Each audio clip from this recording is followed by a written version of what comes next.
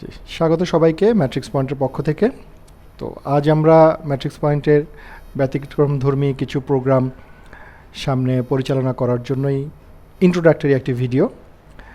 তো আমরা চেষ্টা করছি যে বাংলাদেশে যে ডিগ্রিগুলো আছে রেসিডেন্সি, ডিপ্লোমা, এমফিল বা এফসিপিএস পার্ট 1, এর পাশাপাশি বিশাল একটা আগ্রহ আমাদের ডক্টরদের যে দেশের বাইরের ডিগ্রিগুলোর প্রতি। তো এর মধ্যে যেমন আছে মেডিসিনে এমআরসিপি, এমআরসিএস সার্জারিতে, তারপরে পেডিয়াট্রিক্সে আছে এমআরসিপি সিএইচ, তাই না? এমআরসিপি সিএইচ, এবং গাইনিতে যেটা পাবস গাইনিতে সেটা হলো এমআরসিওজি। তো ম্যাট্রিক্স পয়েন্ট সামনে এই প্রত্যেকটি প্রোগ্রাম খোলার ব্যাপারে খুবই আশাবাদী, এবং আপনারা জানেন যে আমরা যে কোনো প্রোগ্রাম খোলার আগে অবশ্যই ব্যাকগ্রাউন্ডে অনেক কাজ করি এবং তারই ফলশ্রুতিতে আমরা পরবর্তীতে প্রোগ্রামটা থ্রো করি। তো ইতিমধ্যে আমরা এমআরসিএস এবং এমআরসিওজি এই দুইটা ব্যাকগ্রাউন্ডে বেশ ভালো একটা কাজ হয়েছে। তো আমরা খুব শীঘ্রই এই দুটা প্রোগ্রাম চালু করব এবং পাশাপাশি এমআরসিপি নিয়ে কাজ করছি। তো আজ আমাদের যে ইন্ট্রোডাক্টরি ভিডিওটা থাকবে সেটা হলো এমআরসিওজি রিলেটেড। এখানে অবশ্যই আপনাদের সাথে কথা বলবেন যিনি এমআরসিওজি অলরেডি পার্ট 1 কমপ্লিট করেছেন সম্প্রতি, এবং পাশাপাশি এফসিপিএস পার্ট 1 করা এবং রেসিডেন্সি গাইনিতে আছে, মানে অনেকগুলো ডিগ্রি আসলে একসাথে নেওয়া আছে। ডক্টর সুমি, অবশ্যই তিনি তার পরিচয়টা দিবেন, তখন আমি জাস্ট একটু ইন্ট্রোডাক্টরি বললাম। তো আমাদের অনেকেরই বেশ প্রশ্ন থাকে, ইনফরমেশান এই বাইরের যে ডিগ্রিগুলো আছে ইনফরমেশানগুলো কিছুটা গ্যাপস থাকে। তো আমরা অবশ্যই গুগল করে বা বিভিন্নভাবে এখন জেনে নেওয়ার সুযোগ হচ্ছে। তো তারপরও সেটা গুছিয়ে এক জায়গায় নিয়ে এসে আপনাদের কাছে প্রেজেন্ট করলে আমার মনে হচ্ছে যে আপনারা হয়তো আরও বেশি এই বিষয়গুলোতে জানতে পারবেন এবং আরও বেশি উপকৃত হবেন। তো আমরা এই ভিডিওটা যখন গ্রুপে আমরা দিব এমআরসিওজি রিলেটেড, তো স্বাভাবিকভাবেই অনেকে হয়তো ডিউটিতে থাকবেন বা অনেকেই বিভিন্ন কাজে ব্যস্ত থাকবেন। তো আপনারা সময় করে ভিডিওটা দেখবেন, এবং ভিডিওতে যদি আপনার কোনো প্রশ্ন মাথায় আসে যে এটা কিভাবে হলো বা ওইটা কিভাবে হলো, তাহলে অবশ্যই আপনি ভিডিওর নিচে যে কমেন্ট সেকশন থাকবে সেখানে আপনি সেটা দিবেন, এবং আমাদের সংশ্লিষ্ট যে মেন্টর আছেন উনি অবশ্যই সেটা রেসপন্স করবেন। সেই অনুযায়ী চেষ্টা করবেন আপনাকে অবশ্যই জানাতে যে কী জানতে চাচ্ছেন আপনি। তো এতটুকুই, আমি বরাবরের মতোই বিদায় নিব। পরবর্তীতে প্রোগ্রাম কন্ডাক্ট করবেন আপনাদেরই গাইনি এবং অপস যিনি এই বিষয়ে অভিজ্ঞ ডক্টর সুমি, উনি এটা পরিচালনা করবেন। আমি মাইক্রোফোনটা তার কাছে তুলে দিব। তো ধন্যবাদ সবাইকে, অবশ্যই ভালো থাকবেন। এবং ম্যাট্রিক্স পয়েন্টের সাথে যে প্রোগ্রামগুলো আছে, আপনাদের আরেকটা ব্যাপার বলে দিই, ঘোষণা দিয়ে দিই যে ফেজ এ যারা গাইনি দিচ্ছেন অনেক ডিফিকাল্টিসের মধ্যে এই প্রবলেমগুলো ফেস করে থাকেন আপনারা। তো আমরা খুব সম্প্রতি এটা নিয়ে কাজ করছি, এবং খুব সম্প্রতি হয়তো আমরা ফেজে গাইনি এবং অপস সেটা ক্লাস এবং এক্সাম ওরিয়েন্টেড একটি প্রোগ্রাম চালু হবে। আপনারা আপনাদের কলিগদের অবশ্যই বলবেন, আমরা যত দ্রুত সম্ভব এটা চালু করব। তো থ্যাংক ইউ সবাইকে, ভালো থাকবেন। আসসালামু আলাইকুম, good evening everyone. I am doctor Shahinur Khanam Sumi. আমি আজকে আপনাদের সঙ্গে একটু কথা বলবো এমআরসিওজি এক্সাম নিয়ে। So what is MRCOG exam? তো সবার মনে আসলে অনেক কোয়ারি ঘুরতে থাকে, যে যারা চিন্তা করছেন যে না আমি এমআরসিওজি দিব, আমি এমআরসিওজি কীভাবে প্রিপারেশন নিব বা আমার কী করা উচিত, অ্যান্ড পুরো এক্সাম ফর্ম্যাটটা নিয়ে অনেকের অনেক কোয়ারিজ থাকে। তারপরে হয়তো ভাবতে থাকেন আচ্ছা আমি এমআরসিওজি দিলাম, তারপর আমার কেরিয়ার অপরচুনিটিস কী, যে আমি দেশে কী করব, আর আমি যদি বাইরে সেটেল হয়ে যাই সেখানে কী করব। সো ওভারঅল এমআরসিওজি ফর্ম্যাটটা নিয়ে আমরা আজকে একটু কথা বলবো। সো এমআরসিওজি কী জিনিসটা, আসলে এটা একটা ইন্টারন্যাশনালি রিকগনাইজড ডিগ্রি। হ্যাঁ, এখন এটা নিয়ে আমরা আরেকটু জানি যে ইউকেতে যদি আপনি প্র্যাকটিস করতে চান, ইউকের সব অবস্টেটিক অ্যান্ড গাইনোকোলজি প্র্যাকটিশনারদের একদম হচ্ছে কি ম্যাটেরিয়াল বা কী রিকোয়ারমেন্ট কী, আপনাকে এমআরসিওজি কমপ্লিট করতেই হবে। হ্যাঁ, সো এটা একটু লং জার্নি, বাট আপনাকে একটু পেশেন্ট হয়ে আস্তে আস্তে যদি আপনি কমপ্লিট করেই ফেলেন, দেন আপনার সামনে অনেকগুলো অপরচুনিটিস। সেই অপরচুনিটিসগুলো কী আমরা আস্তে আস্তে আসি। সো ফার্স্টে আমরা দেখি যে এমআরসিওজি এক্সামের আসলে কয়টা পার্ট। এটার অ্যাকচুয়ালি 3টা part, part 1, 2, 3। So part 1 and 2 these are MCQ based. হ্যাঁ, these are single based question, যে each question having 1 mark and part 3 which is a OSCE exam. OSCE আপনারা জানেন যেটা একটা ক্লিনিক্যাল এক্সামের মতো, এখানে 14 স্টেশন থাকে, আপনাকে ওখানে পারফর্ম করতে হবে। ইটস নট লাইক যে আমাদের কান্ট্রিতে যেরকম হচ্ছে পেশেন্টের পাশে আমরা শর্ট কেস লং কেস দিচ্ছি, তারপর আমরা ভাইবা দিচ্ছি, না ব্যাপারটা ওরকম না, আপনাকে ওরকম ফেস করতে হবে না। আপনার 14 স্টেশন থাকবে, সেখানে আপনি যাবেন, আপনার হচ্ছে সিনারিও থাকবে, পেশেন্ট থাকবে, বলা থাকবে কি আছে, অবশ্যই এক্সামিনাররা সেখানে থাকবে, আপনি আপনার মতন করে হচ্ছে পারফর্ম করবেন, অ্যাকর্ডিংলি হবে। সো তারপর অনেকের মাথায় যেটা আমাদের একটা মিসকনসেপশন থাকে যে হ্যাঁ আমার মনে হয় ট্রেনিং লাগবে অনেকদের, ওরকম কিছু না। পার্ট 1 তো কখনোই ট্রেনিং দরকার ছিল না, এখনও দরকার নেই। পার্ট 2তে যেটা হতো, আগে আমাদের হচ্ছে পার্ট 2 দেওয়ার জন্য 4 বছরের ট্রেনিং লাগতো, বাট রিসেন্ট এই যে 2019-এর লাস্ট থেকেই হচ্ছে আপনার এখন আর আমাদের পার্ট 2 দেওয়ার জন্য কোনো ট্রেনিংয়ের দরকার হয় না। দ্যাট মিনস আমরা part 1 and part 2 without training দিতে পারবো, বাট ফর পার্ট 3 আপনার জন্য একটা 4 বছরের training mandatory. So part 1 and part 2 আপনি বাংলাদেশে বসেই দিতে পারবেন। এখানেই হচ্ছে ওদের কিছু সেন্টার আছে, like British council, Oxford school, ওরা ওখান থেকে নিজেরা এই এক্সামটা কন্ডাক্ট করে। সো পার্ট 1 পার্ট 2 আপনি কিন্তু বাংলাদেশে থেকেই দিতে পারছেন এবং আপনার কোনো ট্রেনিং দরকার হচ্ছে না। So as early as possible দিয়ে ফেলা ভালো, যেহেতু এটা কিন্তু ওদের কিন্তু সব কিছু একটু চেঞ্জ হয়, আপডেটেড হয় কিছুদিন পর পর। যেমন এতদিন পর্যন্ত কিন্তু পার্ট 2 দেওয়ার জন্য 4 বছরের ট্রেনিং দরকার ছিল, যেটা কিন্তু রিসেন্ট 2 ইয়ার্স ধরে কিন্তু এখন আর আমাদের ট্রেনিং দরকার হচ্ছে না, আমরা পার্ট 2 এমনি দিতে পারছি। পরে আমরা পার্ট 3 দিতে গেলে আমাদের হচ্ছে 4 ইয়ার্সের ট্রেনিং লাগবে। আমরা আরেকটু যাই। এখন অনেকের কাছে একটা কোয়েশ্চেন থাকে যে ইজ দ্য এক্সাম ডুয়েবল, আমি পারবো কি না। হ্যাঁ, এখন আপনাকে যে কোনো এক্সাম দেওয়াটা, আমি একটা কোয়েশ্চেন করি যে আপনারা যখন পার্ট 1 এফসিপিএস পার্ট 1 দেন, or either DGO or residency entrance exam, কোনোটাই কি সোজা? সবগুলো এক্সাম দেওয়ার আগে কিন্তু আমাদের মাথায় কোয়েশ্চেন থাকে ইজ ইট ডুয়েবল, বাট তারপরে তো আমরা দেই, তাই না? তো আমাদেরকে ফার্দার ওই এক্সামের ফরম্যাট, এক্সামটা কীভাবে হবে সব কিছু নিয়ে একটু স্টাডি করতে হয়, দেন আমরা ওটাতে যাই যে আমার জন্য সুইটেবল হচ্ছে এটা, আমার জন্য সুইটেবল এটা এটা, তারপর আমরা দেখি। সো আমি বলবো MRCOG is also a doable exam and pretty much doable if you are focused on this. আপনিও পারবেন। তাহলে আমরা আরেকটু জানি। এখন আরেকটা কোয়েশ্চেন থাকে যে আমি কতবার দিতে পারবো, যে how many times can I attempt the part 1 exam. So আপনি দিতে পারবেন, but they recommend not more than 6 times. এরপরে আসছে যে আমাদের ফ্রিকোয়েন্টলি আস্ক কোয়েশ্চেন যে হাউ টু অ্যাপ্লাই, আমি কীভাবে অ্যাপ্লাই করব।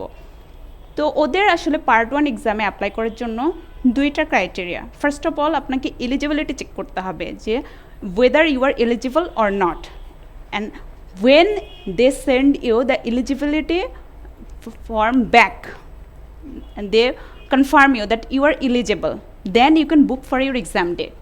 সো দেখ ওদের হচ্ছে যেমন নর্মালি 2টা সেশন ওদের পরীক্ষা হয়, জানুয়ারি আর July session.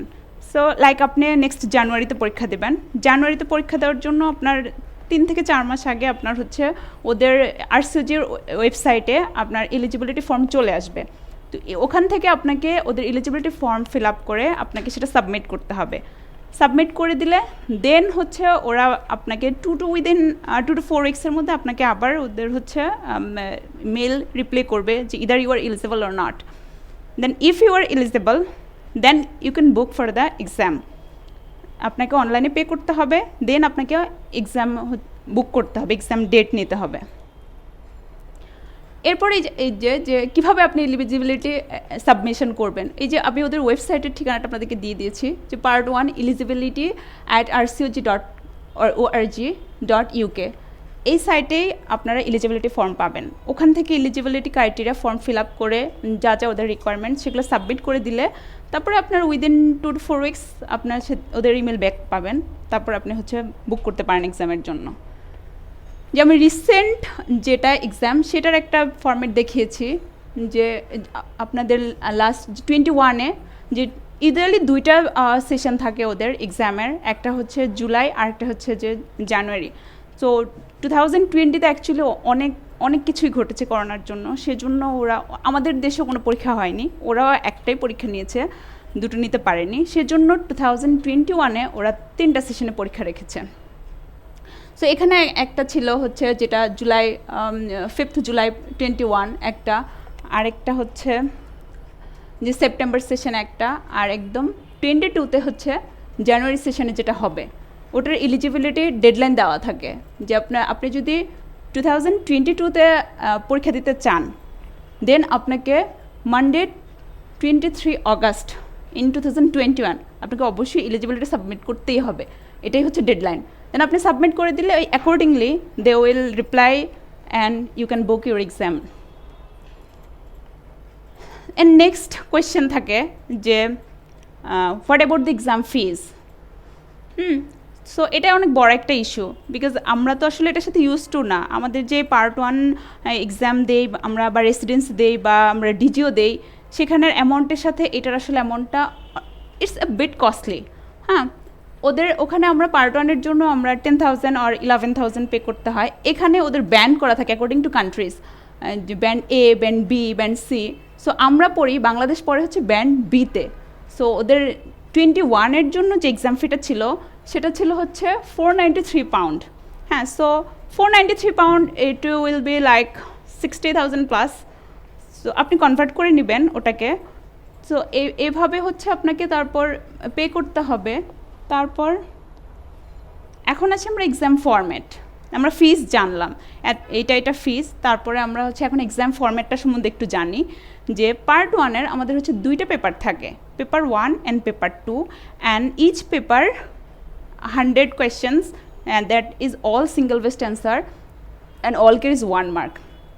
And paper 1 counts for 50% of your overall marks, and you have to obtain all 50% in paper 2 also, and then the mark will be combined. So this is our exam syllabus. So আপনারা দেখতে পাচ্ছেন যে এখানে paper 1-এ আমাদের কী কী থাকে।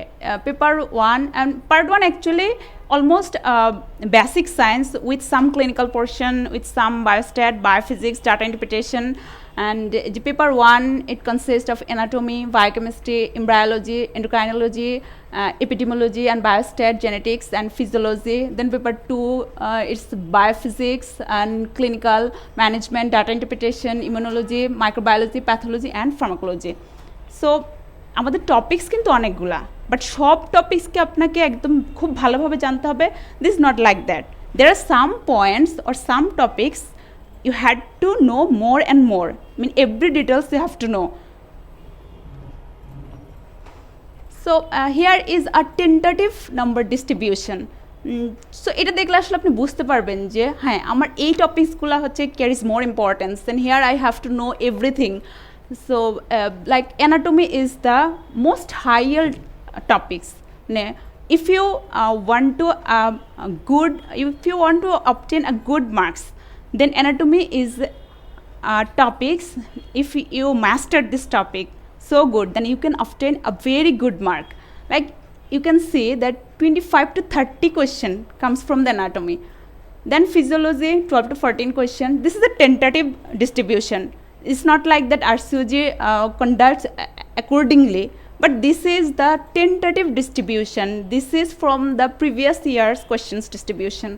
Then biochemistry you can have 7 to 8 question, embryology 8 to 10 question, genetics 8 to 10 questions, and epidemiology and biostat 12 to 13 questions. Then comes paper 2. This is here the most important topics is data interpretation and clinical management. Here you will get 20 to 23 questions. Then pathology, and here pathology is mostly related to gynae oncology rather than the general pathology or the systemic pathology. You will get 4 to 5 questions from overall pathology, either from systemic pathology or from general pathology, but you will get a bunch of questions from gynae oncology. Then pharmacology you will get 12 to 13 question, clinical management 10 to 12 question, microbiology as usual 10 to 12, immunology 8 to 10, and last of all biophysics you can get 8 to 10 questions. So the next you want to know that how to prepare. This is the most important thing.